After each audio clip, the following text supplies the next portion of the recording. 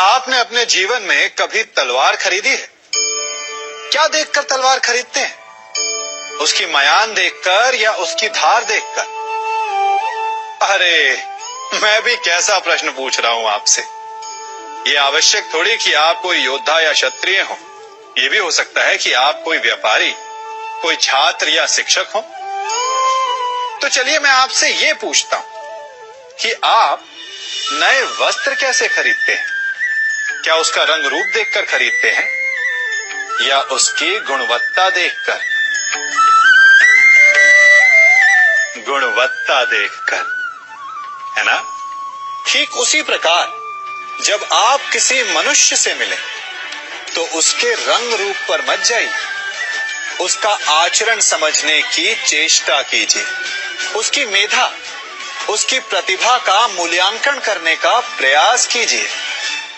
आपका जीवन बहुत ही सरल हो जाएगा।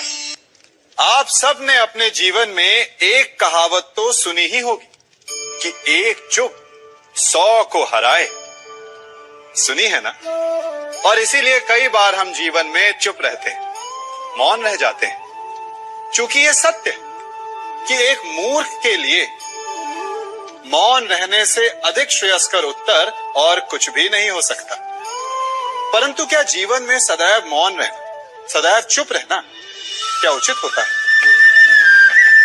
नहीं। जहां पाप का बल बढ़ रहा, जहां छल हो रहा, वहां मौन रहने से अधिक गंभीर अपराध और कुछ नहीं हो सकता। मौन रहकर कदाचित आप समस्या से बच जाएं, परंतु आप संसार को समस्याओं में उलझा देते हैं। इतिहास साक्षी कि पापियों के उद्दंडता ने संसार को इतनी हानि नहीं पहुंचाई जितना कि सज्जनों के मौन ने पहुंचाई। यदि कोई मूर्ख बोल रहा है तो मौन रहना उचित है, परंतु यदि कहीं अपराध हो रहा, छल हो रहा है, तो उठिए और विरोध कीजिए, क्योंकि आप भले ही न से, परंतु आपकी आने वाली पीढ़ी इस पाप के दंड को अवश्य सहेगी। जीवन में सफल कौन नहीं होना चाहता? पद में, प्रतिष्ठा में आकाश जैसी ऊंचाई किसे नहीं चाहिए? स्थिरता में भूमि जैसी दृढ़ता किसे नहीं चाहिए? सभी को चाहिए। परंतु सफलता का पुष्प अपने साथ अहंकार का कांटा भी लाता है। सफलता आपको आनंद देती है, उपलब्धि आपको गर्व देती है, और फिर यही आनंद धीरे धीरे अहंकार में परिवर्तित हो जाता है, फिर अतिक्रमण में और अंततः अन्याय में। और यहीं से सफलता का नाश प्रारंभ हो जाता है। यदि आप चाहते हैं कि आपकी सफलता लोगों की दृष्टि में सम्मान बनकर रहे, लोगों के मन में शूल बनकर नहीं, तो ये आप वृक्ष से सीखिए। फलों से लदने के पश्चात वो झुक जाता है। उसी प्रकार सफलता मिलने पर विनम्रता अधिक आवश्यक है, और जीवन में अधिक सफलता पाने के लिए या पाने पर और अधिक विनम्र हो जाना चाहिए। यहीं से सफलता का नाश प्रारंभ हो जाता है। फिर यही आनंद धीरे धीरे अहंकार में परिवर्तित हो जाता है, फिर अतिक्रमण में और अंततः अन्याय में। और यहीं से सफलता का नाश प्रारंभ हो जाता है। यदि आप चाहते हैं कि आपकी सफलता लोगों की दृष्टि में सम्मान बनकर रहे, लोगों के मन में शूल बनकर नहीं, तो ये आप वृक्ष से सीखिए। फलों से लदने के पश्चात वो झुक जाता है। उसी प्रकार सफलता मिलने पर विनम्रता अधिक आवश्यक है, और जीवन में अधिक सफलता पाने के लिए या पाने पर और अधिक विनम्र हो जाना चाहिए।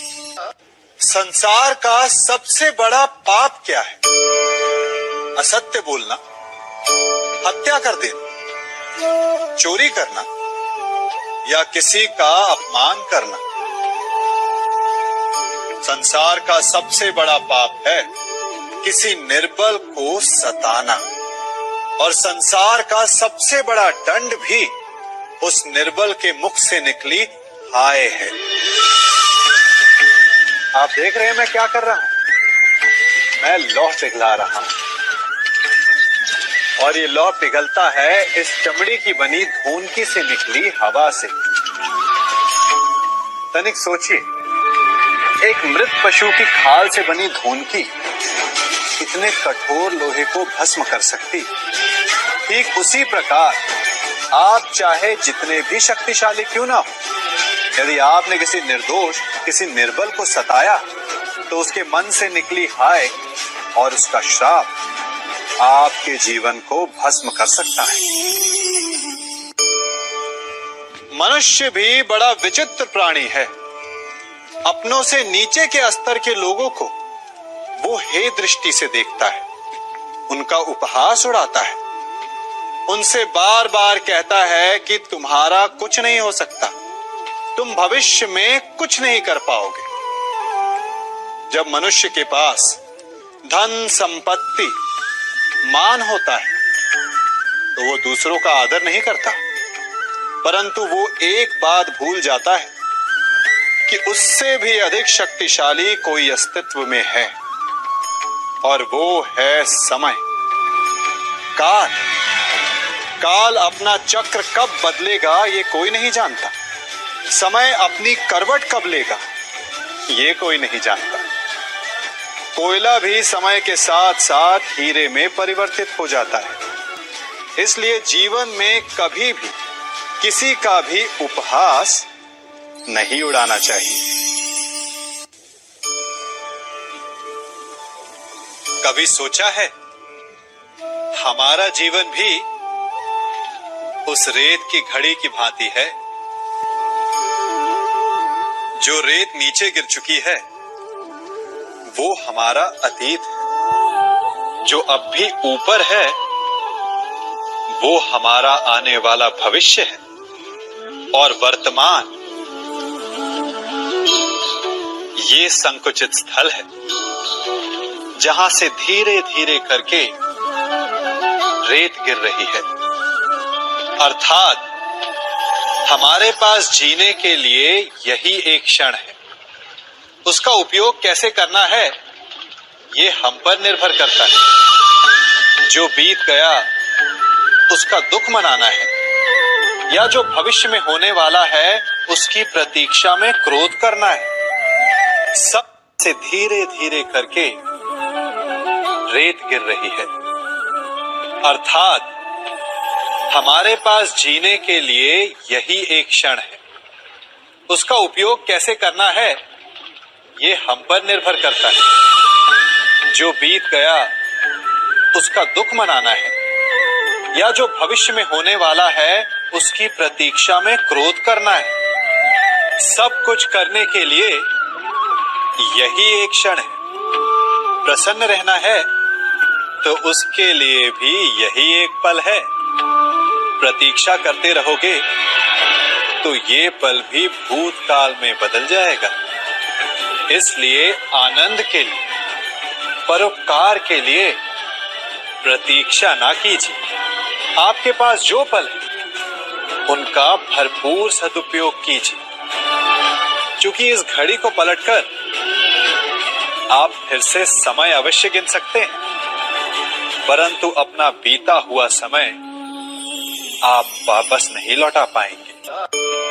हम सब अपनों की, अपने मित्रों की, परायों की सहायता करते हैं, परंतु हम सब के मन में एक व्यथा रह जाती है कि वो हमारा उपकार भूल गए, कि